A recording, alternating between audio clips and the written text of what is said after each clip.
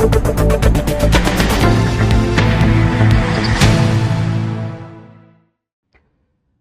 धर्म प्रभावना पदयात्रा तपोभूमि प्रणेता आचार्य गुरुदेव श्री प्रज्ञा सागर जी महाराज के सानिध्य में भव्य पैदल यात्रा खूब की गई। तीर्थों की वंदना अपनी मोटर कार से अब चलो जहाजपुर गुरु सानिध्य में पद विहार से हड़ौती के श्रावकों के लिए यह पहला अवसर है जब तपोभूमि प्रणेता आचार्य 108 श्री प्रज्ञा सागर जी महामुनिराज की पावन प्रेरणा एवं सानिध्य में कोटा से अतिशय क्षेत्र जहाजपुर के लिए उल्लेखनीय है कि जिन धर्म प्रभावना पद यात्रा दिनांक 14 से 20 दिसंबर 2025 का आयोजन किया जा रहा है। यदि इस पद यात्रा में आप भी चलना चाहते हैं तो आज ही अपना पंजीयन करवाएं ताकि आपकी आवास एवं भोजन व्यवस्था को नियोजित किया जा सके।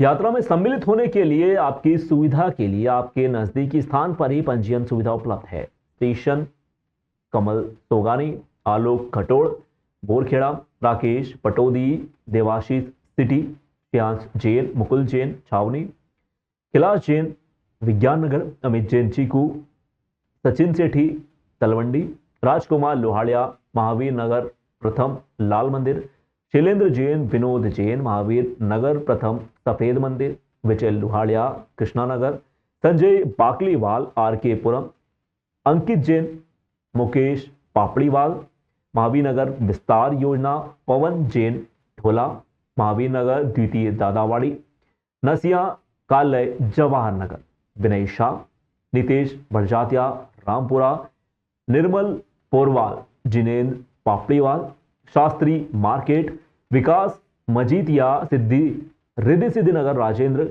गोधा, पंकज खटोड़, बालिता आदिनाथ मंदिर महावीर दलवासा, बलित पद्म प्रभु मंदिर सुरेश दलाल, पार्श्वनाथ नीलय विनोद जैन, मंडारा ऋतिक जैन, आचार्य संघ संस्कार भैया 8741008596, आयोजक आस्था परिवार कोटा, निवेशक सकल दिगंबर जैन समाज समिति कोटा।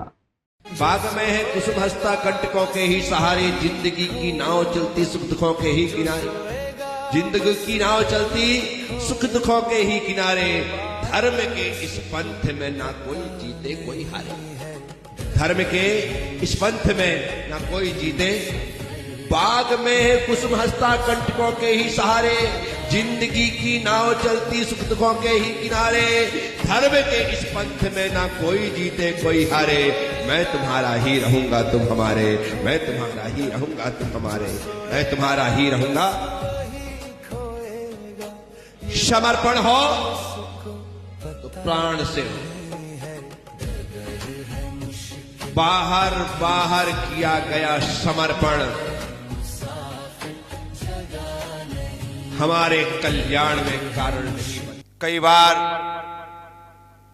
केशवराय पाटन आ चुका हूं। इस वर्ष 2025 का शुभारंभ गुरुधाम से हुआ और कोटा आने के बाद गुरुदेव की आज्ञा से मुझे वापस इंदौर जाना पड़ा। इस बार भी चातुर्मास होने के बाद मेरी पदयात्रा सीधे सीधे जहाजपुर जाने का मन था। मुझसे कहा गया गुरुदेव मुनि सुब्रतनाथ से मुनि सुब्रतनाथ की यात्रा हो जाए। मैंने कहा कि नहीं, केशवराय पाटन जाने का भी ऐसा कुछ मन में नहीं है और मैं मना करता। गुरुधाम का शिलान्यास हो गया।